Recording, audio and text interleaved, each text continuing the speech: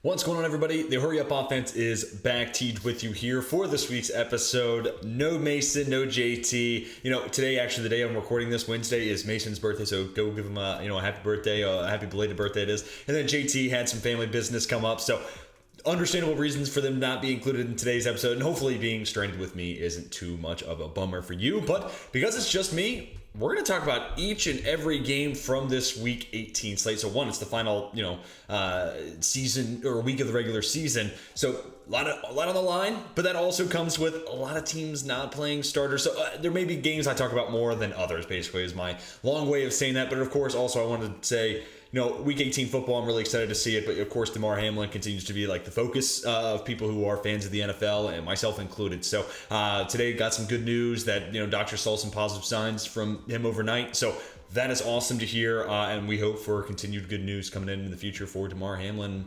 Hopefully get to see him out on the football field here in the future. So all that down, no easy way to segue, but let's start talking about the first of our two Saturday games. We got the Chiefs and the Raiders, and I am going to talk picks against the spread.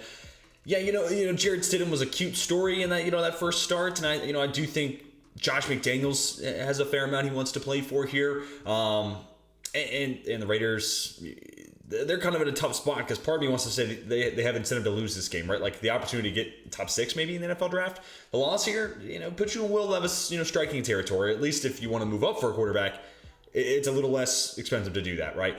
Kansas City, they also have a ton to play for here. Potential number 1 seed in line. Again, we don't know what's going to happen with the NFL schedule in the postseason. Like, when does that, Bengals-Bills game get played? Does it even get played? If it doesn't, then, when in Kansas City is the 1 seed. So they certainly have a lot to play for, but also like the 2, 3, 4, all that sort of stuff. So, or the 2 or 3 seeding. They're not going to be the 4. But, 9.5 points is a ton. I think I'll take Kansas City to win and to cover. I could just see Jarrett Stidham coming crashing back down to earth. Also, that defense is really putrid. This is a good week, I think, in my opinion, to you bet Patrick Mahomes over 2.5 touchdowns. His rushing ability has kind of dampened how good of a bet that is week to week. But I do also, by the way, since we're talking hurry up offense, I do have my locks of the week ready for this week. I'll be sure to give you guys that at the end of the video, so stick around for that. Other Saturday game, I think this is a great teaser leg. Whether it's 6.5, like what I saw it on DraftKings, or it's 6, depending on what book you're looking at. I think this is an awesome teaser leg. I think the Jags win this game outright. And I'll take them to cover here. It sounds like it's going to be Josh Dobbs. So either way, 6 points with Trevor Lawrence becoming this elite quarterback on one side, and then on the other side, it's Dobbs or Malik Willis. 6 points might not be enough, to be honest with you. I know Mike Vrabel always has his team ready, to roll. Derrick Henry always has big games against the Jags. Him, drafted in the perfect division where he could beat up on Houston and Jacksonville for so long. But I think this Jags team has found its stride, and I think Doug Peterson's working a lot of magic on the offensive side, and Trevor Lawrence is, working a lot of magic in his own right. Also, I think the run game has really found its, stride of late, no pun intended. Travis Etienne, he's got the capability to get those big chunk plays on the ground like we saw last week against Houston. And I think there's enough on the defensive side to, come with some stops against a bad offense. So I'll take Jacksonville. I love them as a teaser. Get this down to a pick 'em. Even in this game, even if it is Josh Dobbs, you can move the total down to 34. You can tease this game in and of itself. Jags becomes a pick 'em, and then over 34 points. I do think we'll see a decent bit of offense in this one. Now let's start talking Sunday football. Reason to play. It sounds like the Bucs are going to be playing their starters at least for a half. And as disappointing as Tampa's been this year, last week was the best we've seen them all year. Now, can they do it 2 weeks in a row? I certainly hope, and I think that's part of the reason why, despite them being locked into the 4 seed, why we're going to see those starters out there. And meanwhile, on the other side, Atlanta, Desmond Ridder has taken these small incremental steps in the right direction, which is great, which is exciting if you're a Falcons fan. And maybe depending on the draft order, that allows them to say, hey, we don't love the value for drafting a quarterback here. Let's go best player available. Let's add some, ammunition to the defense, whatever the case may be, and we'll be QB hunting in 2024. That puts Arthur Smith kind of in a tough spot, but another conversation for another day. And 4 points, not too much. Once you get beyond that 3-point hook, you're not really hitting any significant point until you get to 6 with those key numbers. So I'll take Tampa to win by more than a field goal. This could certainly be a field goal game, which, at that point take Atlanta. But I'll say Tampa Bay has a lot to play for. They're trying to get that momentum on their side before going into the postseason. I'm going to say some of that positive success, the deep ball with Mike Evans, I think we'll see some of that this week. And on the other side, the Falcons, Desmond Ridder just does not have that offense really coming off the ground. But it will be interesting to see how the Bucs defense looks, because that's a unit that's been up and down. There's been some weeks where it's like, yep, they're the Bucs, and then there's some weeks where it's, sheesh, what happened to Tampa? So I'll be interested to see how they look against Atlanta. Now let's talk Pats Bills, and this one again is an interesting one, and I do want to talk playoff situations here, and I guess with New England, we can now talk about the 7 seed. I think this is the first opportunity really for us to talk about it. If New England wins this game, they're the 7 seed. So the most likely next alternative is they lose here to the Bills, who right now are the 1 seed, and then Miami could be the Jets, and Miami's in. Or if the Patriots and the Dolphins lose, Pittsburgh's in. So I think all three of those teams have obviously a good reason to win and want to win, right? But I think the same thing for Buffalo here. So 7 points is a good chunk, but I'm going favorite heavy here. I think Buffalo covers that. Also, I know New England's in this playoff hunt, but they beat Skylar Thompson, and that was mostly Skylar Thompson in last week's game. Beat him by 2 points, with the garbage time touchdown. I understand. Yeah, I just think it's going to be different playing in Buffalo against this Bills team, but it is hard to gauge, where's everyone going to be at, right? That is such a tough conversation, and it's such a tough thing to try to take the field with that in the back of your mind, right? I could see it being a motivating, factor. Let's go win this for tomorrow. Or it could be, football's a secondary factor in my life. How's my brother doing, So it's tough to gauge there. I'll take Buffalo to cover the 7. A large part of that is at this point, New England's used up all the respect I have. And even when they win, it's never in an impressive fashion. Like when they beat the Jets 10-7, it's like, yeah, they won, but... And last week against the Dolphins, they won, but Teddy, then he gets hurt, Skylar Thompson...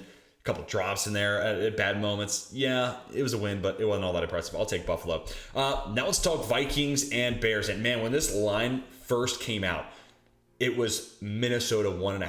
And I wish I had seen that because I would have jumped all over it. Now it's 7.5.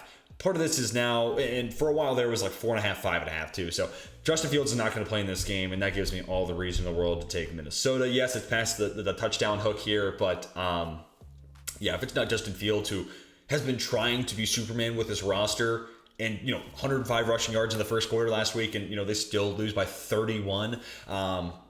Without him, I don't know if there's anything on this roster that's not named Justin Fields that I'm like, yep, that's going to be able to go toe to toe with the Vikings. Yes, Darnell Mooney's a good player. Yes, I still like Chase Claypool, Cole Kmet, fine player, still young. That is the extent of which I do like this roster, but you compare that to the Vikings, man, it's not close. The real question is going to be, and I have to continue to monitor the injury report, where's that offensive line for Minnesota at, right? If they're starting the third string center and they're having to go on one, that could change. Because I said this in my power rankings video earlier this week. If you missed it, go back, check it out. That's a huge debilitator right there. That will not allow the plane to get off the ground, because if the broadcast is talking about noticing you guys are always going on one, the defense has figured it out, and edge rushers have figured it out, right? And everyone's they know when the ball's going, right? So if that's the case this week, and that third string center hasn't really kind of figured it out, okay, maybe Chicago could be interesting here, but 7.5 is another team where I think the teaser here is hot with Minnesota. If I already have this in my in my DraftKings waiting bets awaiting open bets, I guess is what they call it. Minnesota down to 1.5. I did grab that today, and the Jags gonna pick them. I think that's hot value right there. So I highly encourage that. I think Justin Jefferson has a big game too. This could get into a spot where it's so ugly that the second half becomes irrelevant, maybe. But after last week, I think Minnesota has a whole lot of pride, to play for here. And there is still position, potential NFC seeding implications on the line here for Minnesota. Let's try to lock up that 2 seed, maybe even the 1 seed if, things get really weird in the NFC East this week. So I'll take the Vikings to cover those points. Bengals and Ravens still no Lamar Jackson at practice. And if that's, I hate to, I acknowledge 7 points is a ton here. You're talking about 3 key numbers, 3, 6, and 7. But if it's Tyler Huntley, yeah, I'm a Steelers fan. I had to watch it last week. He's just not good, man. I say this when he's a starter. If he were to be thrust into a starting job for an entire season, he is QB 32 to 28. He is somewhere in that conversation. And I'm somebody who said, hey, last year Tyler Huntley was really impressive. This year he hasn't been as effective. He hasn't been as good of a passer. Part of that's also this wide receiver situation. It's just a train wreck for Baltimore, which just further my point. It's Demarcus Robinson and Deshaun Jackson, when the other side has T. Higgins, Jamar Chase, Tyler Boyd, Joe Mixon, a plethora of weapons, So I just don't think it's fair when it comes to the firepower. And I still think the Cincinnati defense is a good unit. Lou Anarumo has been one of the best DCs in football over the last couple of years. So even though Baltimore's defense has taken massive strides in the right direction, last week we saw Kenny Pickett look good. It's different when you see Joe Burrow and those wide receivers. So I'll take the Bengals to cover these points. And this is, again, depending on what they want to do with this Bengals-Bills game, this, a win here, and then if they do play that game, Cincinnati with a win here could be the 2 seed, right? Like, they still have seeding implications on the line. And so are the Ravens, though, because, like, them and the Chargers are battling for that 5 seed. And if the choice is you get one of the Bills, the Chiefs, or the Bengals, or that 4th division winner being the Jags, yeah, I want to take on the Jags. Now, that being said, Ravens lost to the Jags 28-24. And the Chargers lost to the Jags this year, 24-0. That was also the first game after Justin Herbert had just had his ribs obliterated on Thursday Night Football. So 10 days after that, that was a tough game there for the Chargers. So I think situations have changed enough, but it is kind of interesting. And again, getting back to my root point here, there is seeding implications on the line for Baltimore because I want to be that top wildcard team because I want to take on the Jags, not Kansas City, not Cincinnati, and not Buffalo. So I'll take the Bengals to cover though. But if Lamar Jackson plays, then things get interesting. Man, all right, Colts and Texans. This game becomes fascinating. I got to think Houston is, I know, technically tanking is not something that the league is encouraging, but I don't see how the Bears without Justin Fields win, right? And if Houston wins this game and the Bears lose, Texans ain't getting Bryce Young at 1. Not without at least trading up to go get him. They're going to have to at least flip spaces there with the Bears then. So they have a huge incentive to lose this game. So does Indianapolis right now. They're picking 5, and a win could move them back a handful of spots and take them out of Will Levis range, right? And with how good CJ Stroud looked on Saturday, which, man, I am so excited to do my QB rankings video the next week or two because that dude changed a ton of my negative perception about him. But we'll talk about that in that video, so stick around for the channel to check that one out. I'll take the Colts to win, I guess. I just can't see Houston wanting to win this game. Like, I just cannot see the front office letting it happen. No, honestly, I think the total for this game is like 38. The total in here is another great teaser leg. Bumped us up to 44, and I promise you neither side is scoring 21 because it's Sam Ehlinger versus Davis Mills. Need I say more for why these two teams aren't going to reach the 20s? Both of them, at least, are not going to both reach the 20s. But also, man, they have no incentive to win this game. This game ended in a 0-0 tie. That's going to be my DraftKings, long shot recommendation of the week. Bet 0-0 tie in this game. The odds on that must be through the roof. I mean, like to the moon insane. But, I mean, who wants to win this game, right? So, I don't know. I'll take the Colts just because there are pieces in the roster I think are better. Like, Houston doesn't have a Michael Pittman, right? Like, they don't have that type of a guy. And they don't have a Stephon Gilmore. I do like Derek Stingley Jr., but, like, I just think the Colts roster is a little more ready to win, which is part of the reason why it's a little disappointing they're so bad. But, yeah, I'll take the Colts to win this game, and they're at home.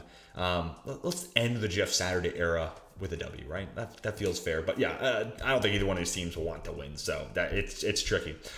Jets-Dolphins. So, again, Dolphins have a ton to play for. The Jets, if my memory, they are eliminated. So the Jets, it's a little whatever, other than the fact you're playing an AFC East, division opponent.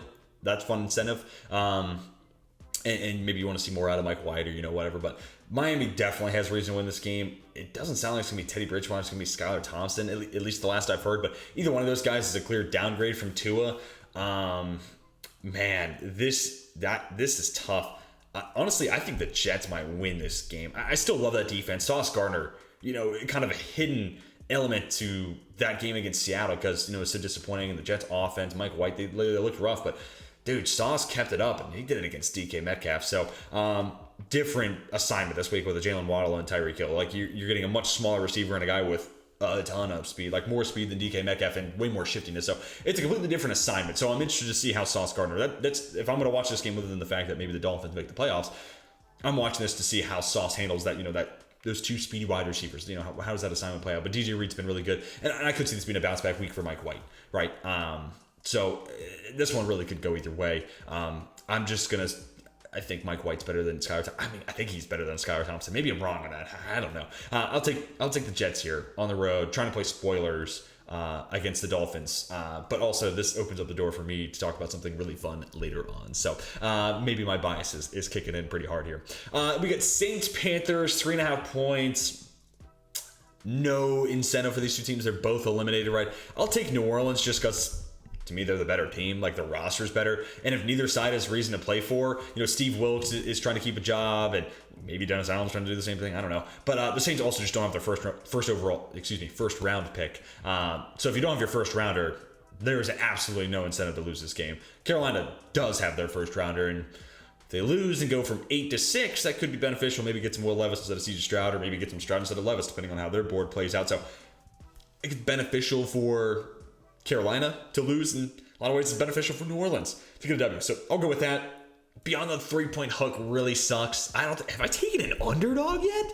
And that's wild, because I normally really like betting the plus side of bets. So I'm surprised I'm so, heavy favorites, but also teams not playing starters, that could be a difficult thing to try to navigate through. But even with the field goal, I think the Saints can win this game pretty handily. This to me should be a 7+ point win for New Orleans. Steelers Browns. So maybe this is why I'm excited to talk about, and maybe this is why I'm also picking the Jets, because I'm rooting for the Jets, because if we get this situation where the Bills beat the Pats and then Dolphins lose to the Jets, Pittsburgh win, and they're in. And if all three teams lose, then I'm pretty sure it's New England that gets in. So, also, I just think Pittsburgh's playing a little bit better right now. I do understand that, like, Deshaun Watson, in that offense, finally had a game where it looked pretty solid last week. And that's great, but part of that, Kendall Fuller misses a tackle on the sideline, and Amari Cooper just, has the sideline to himself, gets a touchdown out of it. 3 catches, 2 touchdowns for Amari Cooper. Not always going to have that, right? So part of it, I think, was a little fluky, and also, like, Carson Wentz. Part of it, I want to give credit to the Browns defense. They made Carson Wentz look like a bum, but I think a lot of that is Carson Wentz's own doing. So Pittsburgh's been playing hot. They've been able to move the ball on the ground. I think the Browns, interior defensive line, their defensive tackle group might be the worst in the NFL. They've had a hard time finding run-stopping linebackers as well. So I think Najee, Jalen Warren, I'm interested to see what their prop lines come out. I'm really interested in hitting the over in the rush yards for Najee, as his offensive line's been able to make some headway in the run game, and Najee's been running well. Warren's been a nice player as well. My big thing is, man, can I get a game with George Pickens get more than, like, 2 catches? Like, with how good he is, and, like, how good we all recognize him. And, PFF they had this stat that they put out on Instagram, follow them on socials, and it was like most contested catch of the season. George Pickens was like 4 or 5, and it's with Justin Jefferson, like Devontae Adams, and I think Jalen Waddle, Tyreek Hill, one of those two might have been on there. But these wide receivers that all, DeAndre Hopkins, all have insane volume of targets. And then there's George Pickens, like, lucky to see 4 targets in his way in a game. So I'm going down a little bit of a random tangent here, but I do think Pittsburgh's gonna win. But I hope we see some more George Pickens in this game in specific, but also north of the field goal hook here. I've already bet this 2.5. Yeah, if you're telling me the Steelers have a chance to get into the playoffs, but also a win, and Mike Tomlin finishes over 500 for the 17th consecutive season, and this is an AccuSure, this is in Pittsburgh, Tomlin's gonna have him fired up. The team's gonna be fired up for Tomlin. That stadium's gonna be jumping, and if the cards play out like I have predicted here, the Steelers are in the playoffs at the 7th. Probably going to lose in the first round. Maybe take it on Cincinnati. Wouldn't that be a fun story? That's where the season began for those two teams in Cincy. I honestly, right here for this game, I actually think Pittsburgh's a better team. Also, it's really fun always when Myles Garrett, TJ Watt get to go head-to-head, because potentially the 2 best edge rushers in football right there with Parsons and the Boses and company. Anyways, Chargers Broncos. Last I looked, Chargers were favored here, so this signals to me that maybe Justin Herbert's not playing. Maybe I just don't know something here. I'm still going to take the Chargers. Again, I just think right now a little bit better of a roster. New head coach bump, though, for Denver was legit. Now, kind of like with, the Jarrett Stidham bump that the Raiders got last week, I think that second week with a new person in that role, you tend to see them come down to earth. So I'm kind of anticipating that a little bit here for the Broncos. And Chargers have a reason to play. That's why I'm like, Herbert should be playing this game, right? Because them or the Ravens are going to be the 5 seed. And again, I want the Jags. If I'm going to be a wildcard team playing a division winner, I want the Jags / the Titans. I am just anticipating the Jags to win that game. Or Tennessee. Furthermore, if it's Tennessee, I want Tennessee instead of the Bengals, the Chiefs, and the Bills. So, the Chargers have reason to play for, and I finally have picked a team that is not favored in a game. So, that's great. I'll have to keep my eye on what Herbert's doing, what the injury report is. Are they going to be sitting players? All that's going to be really interesting. So, sorry, I didn't know that right away. We get Eagles, Giants. Eagles want to lock up the 1 seed. They dog the Giants. I don't think they're playing starters. New York's locked in the 6th seed. So, yeah, I'll take Philadelphia. Sorry, Eagles fans. Sorry, Giants fans. New York, you're into the playoffs. That's great. Philadelphia, you should easily win this game and clinch up the 1 seed. So, that should make you happy. Same thing here. No disrespect, Cardinals and 49ers fans, but major eye roll there. I'll take the 49ers. If things get wonky again, they do have a shot at the 1 seed, but also maybe they could be the 2, instead of the 3, or, however that divisional seeding does end up playing out. I think there's something on the line there. Also, I'd like to, to me, if I'm Kyle Shanahan, even if I bench everybody else, I'm not benching Brock Purdy. At this point, give him as much experience as possible just in case Jimmy Garoppolo doesn't come back, or let's just keep him hot, right? Like sometimes when you mess with things, you mess with rhythm, you mess with groove, you mess with the feel of everything. And, players are superstitious. I'm a former athlete. We're all superstitious. So, honestly, Purdy's been playing good. That offense has been rolling. Keep him out there, even if you bench everybody else. And the Cardinals are starting David Blau. Need I say more? I'll take them to cover the 14, honestly. I will take them to cover the 14. Seahawks, Rams. Man. So now we get to talk about the NFC side. We talk about the AFC 7 seed a ton. And obviously we talked about, the AFC South. That's 2 of the 3 major playoff positions still open. Then we get to the 7th seed in the NFC. Green Bay, if they win on Sunday Night Football, win and they're in. If Detroit beats Green Bay and Seattle beats the Rams, Seattle is your playoff team. If the Rams beat Seattle and the Lions beat the Packers, then it's Detroit. So just running through that scenario real quick. I'm sure you know it by now. Seattle, I think, is another great teaser like here, getting them down to a 0.5 point. 6.5, though. I'm going to go with the Rams. Look, Baker Mayfield's been up and down, but, these odd number games 1 and 3, he's played pretty well. Also, I think that Seattle defense played exceptionally better than they should have. So it kind of makes sense for a regression spot here in my mind. And also, I still like Seattle to win this game. I think Seattle wins this, and then they're watching Sunday Night Football to see if they're in the playoffs. I can see this being a 3-point game. Right? There's a lot of pride on the line, division game. Baker Mayfield, the Rams, say what you will, no Aaron Donald, I get it. No Matt Stafford, no Cooper Kupp, get all that. You still have Jalen Ramsey out there. We still got Bobby Wagner going back to Seattle. That's going to be fun. And Baker Mayfield's playing for a future opportunity. He's playing for a job. So I think that's enough of a motivator to have this, be a 3-point game or a 4-point game. So I'll take Seattle to win, but I'll take the Rams to cover in this one. But I do like Seattle as a teaser here. Get them in a pick them for a game they have to win. Also, the Rams don't have their first-round pick, so no incentive for them to tank here. Wow, this line's moved even more. I've seen this at 4.5, then 5.5, but Washington has announced Sam Howell is going to be starting this game, which, thank you. Now that they're eliminated, I can at least get a look at him.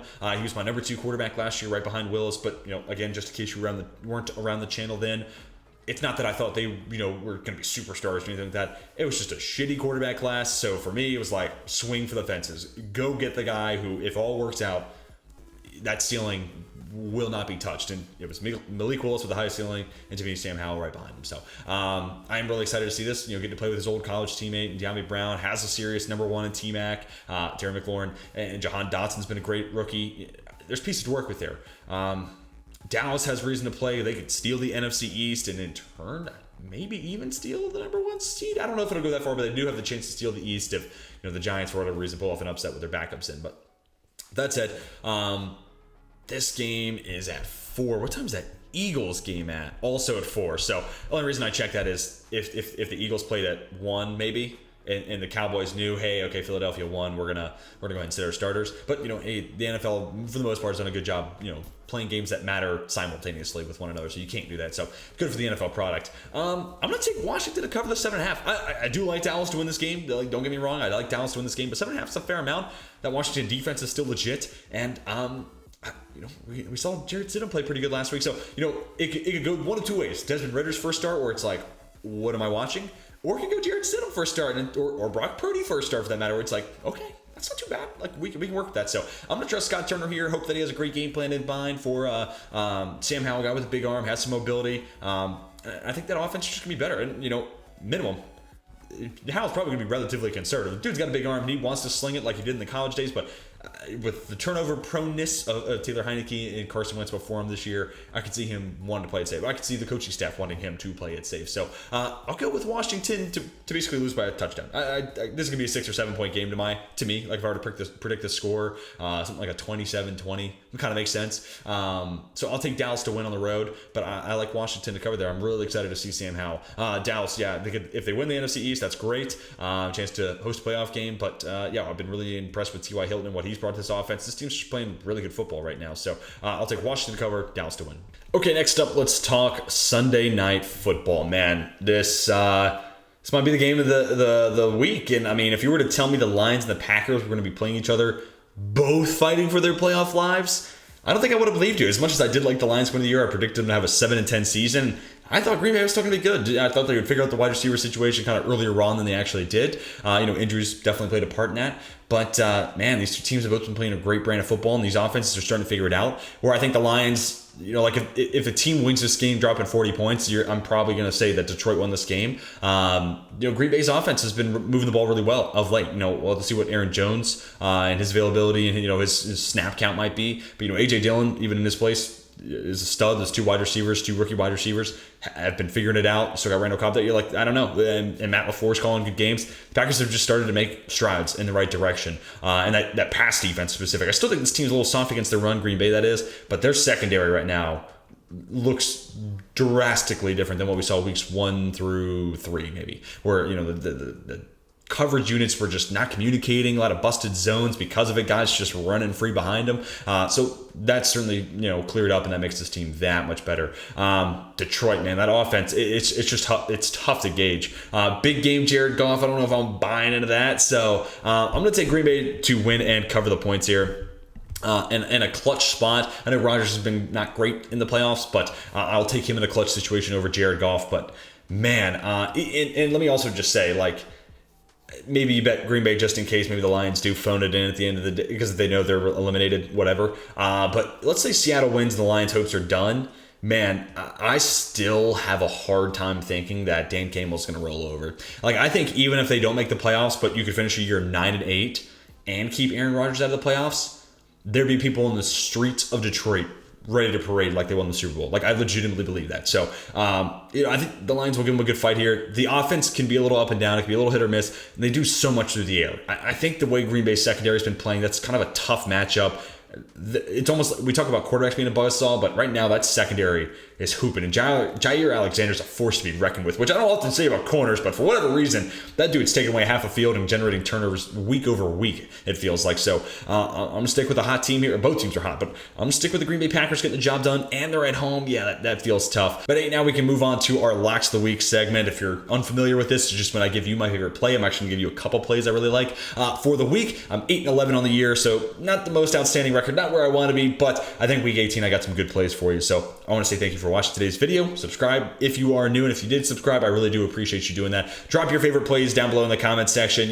What upsets do you like? What are some of your favorite bets? And what do you think this playoff picture looks like? I got the Steelers coming away as the 7th seed, the Jags winning the South, and I got the Packers as the 7th seed in the NFC. Let me hear what you think those three positions are held by once we get to the end of week 18. But okay, my lock of the week, my number one play, I got to go with Vikings -1.5. This is a teaser. Vikings down to -1.5 from 7.5. And then the Jags going to pick them against the Titans. I just think those are two teams that the Vikings are playing for pride. They're looking for a win, and I don't see them losing to the Bears without Justin Fields. And I think the Jags are the better team right now than the Titans. So I'll go with that. Some other honorable mentions. I've already bet Steelers 2.5. I think they win that game at home. And even if let's say the Jets lose to the Dolphins, the Patriots lose the Bills. So let's say we already know, hey, Miami's going to be that 7th seed in the AFC. The opportunity for Mike Tomlin to go 9-8, finish the year over 500 at home. Pittsburgh, the entire city might come off the ground on Sunday. Some of my other favorite plays. You can tease Kansas City down to 1.5. You can do a Saturday teaser. Here you go. Jags in a pick 'em. Kansas City to 1.5. But also, if you don't maybe like the Jags to win that game, you could do something like Kansas City 1.5, Vikings 1.5, something along those lines. You could go Kansas City 1.5, Seattle in a pick 'em to keep their postseason hopes alive against the Rams. Also, the Chargers at +2. I think that's I think they win outright. So let's tease them out to +8. I feel like that's a very safe play. And then some of the other teaser legs I was really interested in.